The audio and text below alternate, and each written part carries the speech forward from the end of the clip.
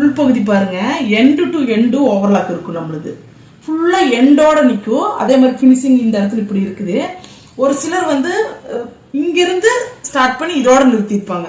ஏன்னா அது ஃபுல்லா தைச்சு முடிச்சுட்டு அந்த ஓவர்லாக் பண்ற போது இங்கிருந்து இது வரைக்கும் தான் இருக்கும். இதுக்கப்புறம் ஓவர்லாக் இருக்குது. அதே மாதிரி இங்கிருந்து ஆரம்பிச்சு அப்படி போட்டிருப்பாங்க. அதே மாதிரி ஷோல்டர் பார்த்தீங்கன்னா பாதியிலிருந்து கொஞ்சமா ஓவர்லாக் போட்டிருப்பாங்க. நம்மளது வந்து எண்டு டு எண்டு ஓவர்லாக் இருக்குது நம்மளோட ஃபினிஷிங்கு.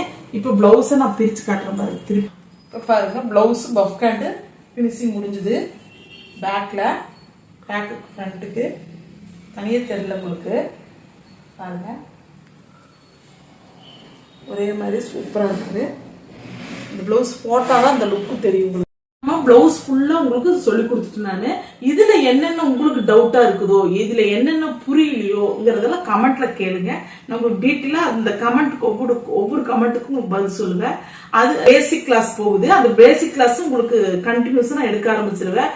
அதுக்கும் நீங்க தயாரா இருங்க. நிறைய பேர் பிளவுஸ் மிஷினை வந்து அப்படியே மூளையில போட்டு வச்சுக்கிறவங்கள தூசி தட்டி எடுத்து வச்சிருங்க.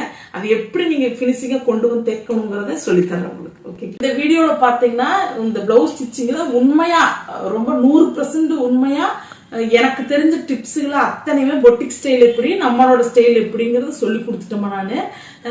இதுல எந்த ஒளிவு மறைவுமே கிடையாது. எல்லாமே அப்படியே தான் இருக்குது. கட்டிங் எப்படியோ ஸ்டிச்சிங் அப்படித்தான் வரும். ஓகேங்களா? இன்னும் நீங்க நிறைய கமெண்ட் கேட்க தான் நான் நிறைய டிப்ஸுகளோட உங்களுக்கு சொல்லி